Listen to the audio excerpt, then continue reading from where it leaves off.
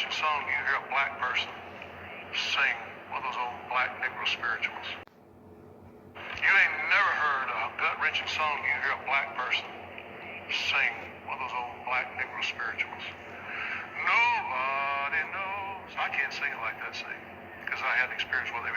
When you've experienced hell, it comes out of the voice.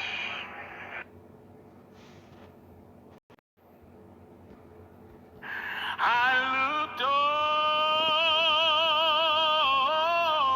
Jordan, and what did I see? Coming for to carry me home.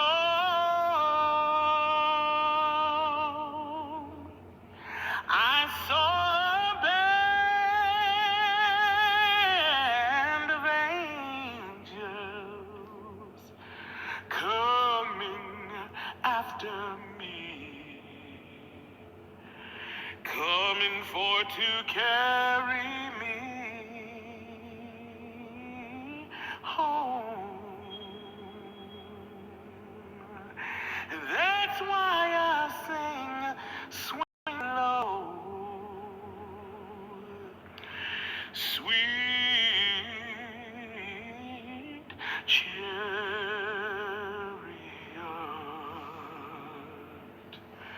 coming for to carry me home. Swing low,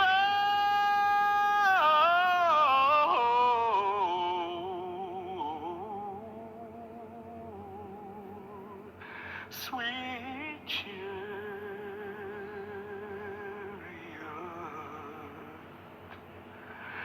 coming for to carry me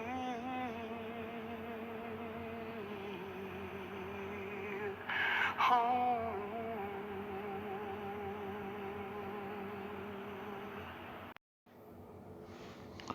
Psalms 137, verse 1. By the rivers of Babylon, there we sat down, yea, we wept, when we remembered Zion. We hung our harps upon the willows in the midst thereof. For they that carried us away captives required of us a song. They that wasted us required of us mirth, saying, Sing us one of the songs of Zion.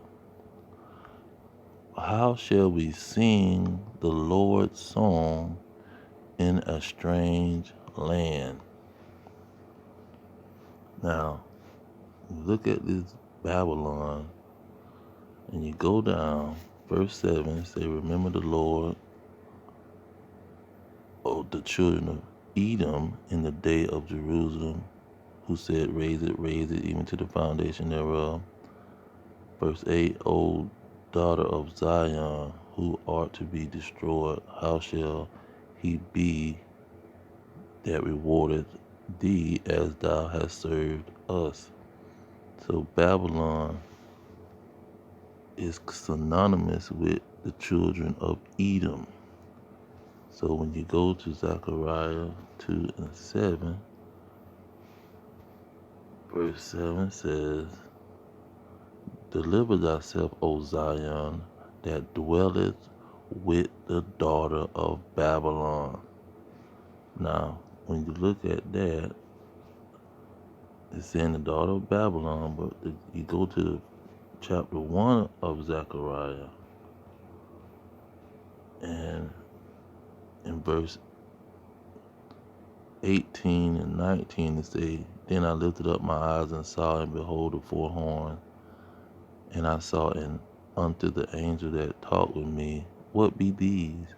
And he answered me, These are the horns which have scattered Judah, Israel, and Jerusalem.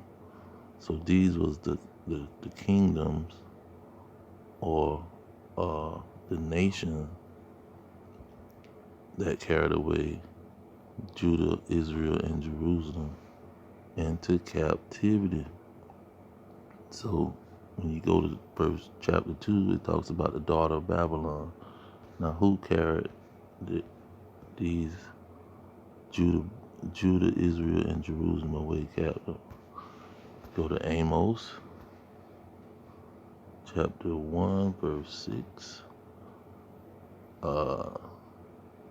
It says, "Thus says the Lord God, for 3 transgressions of Gaza, and for 4, I will not turn away the punishment thereof, because they carried away captive the whole captivity, to deliver them up to Edom."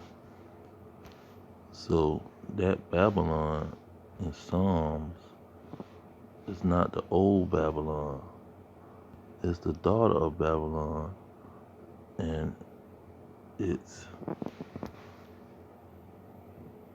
Babylon the Great. And this Babylon is ran by the children of Edom. The children of Edom is the ones requiring a song. In the daughter of Babylon, none other than America, because this is where the children of Edom led the Judah, Israel, and Jerusalem into captivity. And this is where you have the greatest singing people that you ever heard in your life. And even the children of Edom will admit to you that ain't nobody can sing a song like these descendants of slaves coming off them slave ships. And that's how they was carried away captive. You go to Deuteronomy 28 and 68. It say, "The Lord shall bring thee into Egypt again with ships." You see, those are ships, the slave ships that these children of Israel, Judah and Judah and Jerusalem was taken away captive. That the Edomite preachers say, you ain't never heard somebody sing a gut-wrenching song other than these children that came off of that boat and that was serving servitude, captivity under the children of Edom. You see, so that's a prophecy King David was given, because King David wasn't around when they went to the first Babylon, and he definitely wasn't around when they went to the second one, or came to America. But this is before even the first Babylon. So when he say the daughter of Babylon, he's giving you straight prophecy. And the main thing was them singing. He said, "How can we sing the Lord's song, in a strange land?" Because he's putting the spirit on the children of Israel. Not only was that, they called let me get this real quick. Judges 5 and 12.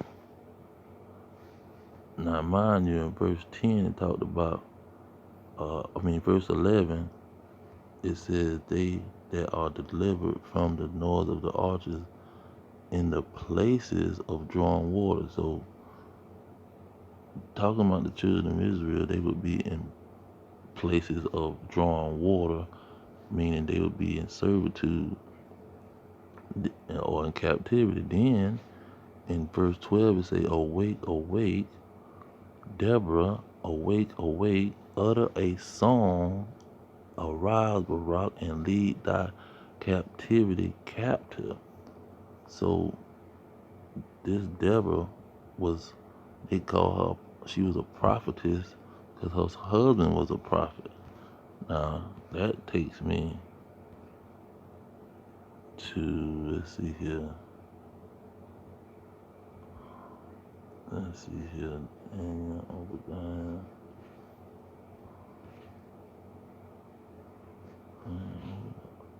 Joel chapter 2.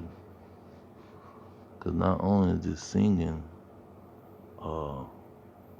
significant, but let's see why only the children of Israel can do the singing. And let me go straight to 28. He said, and it shall come to pass afterward that I will pour out my spirit upon all flesh, and your sons and your daughters shall prophesy. Now, I'm going to get to the point. 29, and also upon thy bondman or bondwoman in those days will I pour out my spirit. So these, while they was in captivity, he was going to pour out his spirit and give them the ability to prophesy like Deborah, or sing a song like Deborah.